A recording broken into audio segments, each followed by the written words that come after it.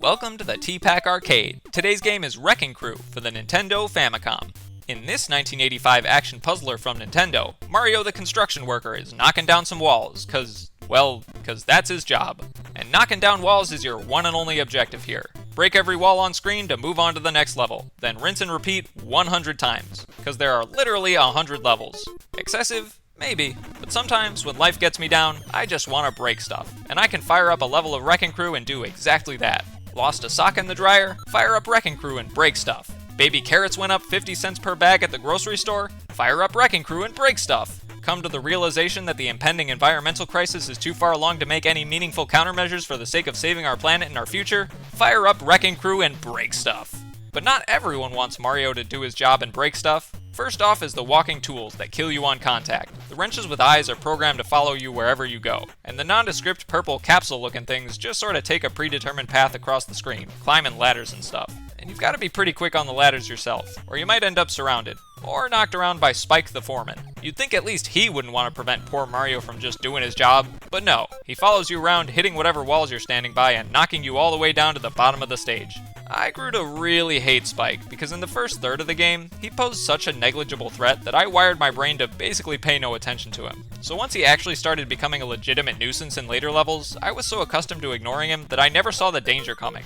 That being said, you actually do need Spike to knock you down to the lowest level in stage 87 and 99, or else you can't get to the last row of walls.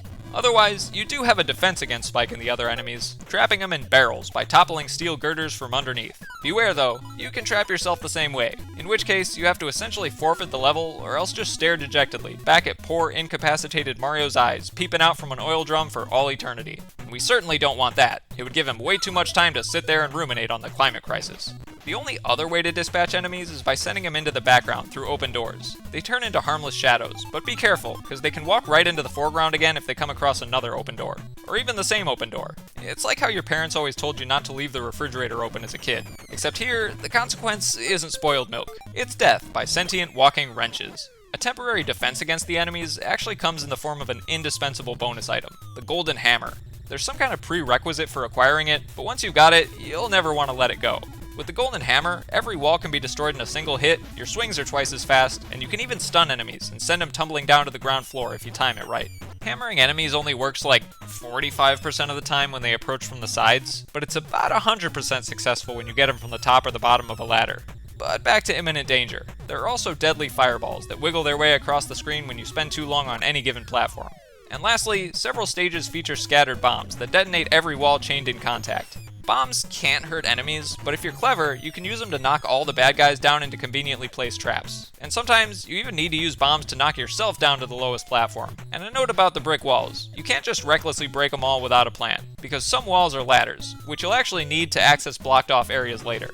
But not all ladders are walls, and not all walls are bricks, and not all bricks are blocks, not all blocks wear socks, but I guarantee Wrecking Crew rocks. Wait, where was I going with this? Oh yeah, puzzles. The further you progress in Wrecking Crew, the more it becomes a puzzle game. You've really got to strategize on what to destroy when, and how to maneuver across the level to keep yourself from getting stranded between barrels or something. There were times where I would literally pause the game and just stare at the screen, trying to mentally map out how to get to each wall without trapping myself somewhere. That's not to say I was any good at planning or avoiding traps. This game pushed me to my breaking point on numerous occasions, and I was even cheating with save states to keep my Golden Hammer the whole time. Even though there's technically a level select at Game Over to pick back up where you left off, dying means losing your power-ups, and I didn't stand a chance at clearing some of the later levels without my trusty metal mallet of pure destruction. Plus, I'm not going to spend all day whacking the same brick wall. I've got important stuff to do, like whacking the brick wall next to it.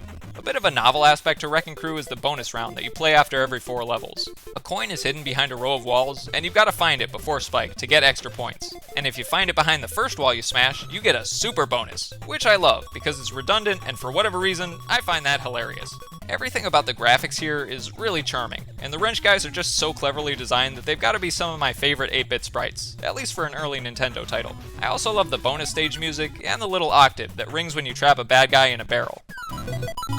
Plus the little eyes peeking out from behind the barrel when they're trapped, and how surprisingly dynamic the hammering animation is for such a limited character sprite. My favorite part of Wrecking Crew is that it uses the same base set of elements in every level. I think that's how all great puzzle games work.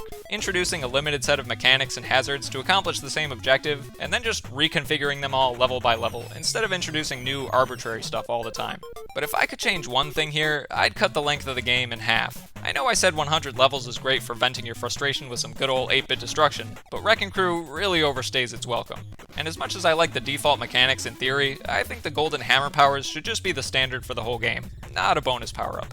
Overall, I like Wrecking Crew because I like wrecking stuff. Does that make me a little unhinged? Maybe, but deep down, I think we all like wrecking stuff. I mean, we've spent the last few centuries wrecking our own planet. Now if you'll excuse me, I'm gonna go hide in a barrel for a while and try not to think about that too hard.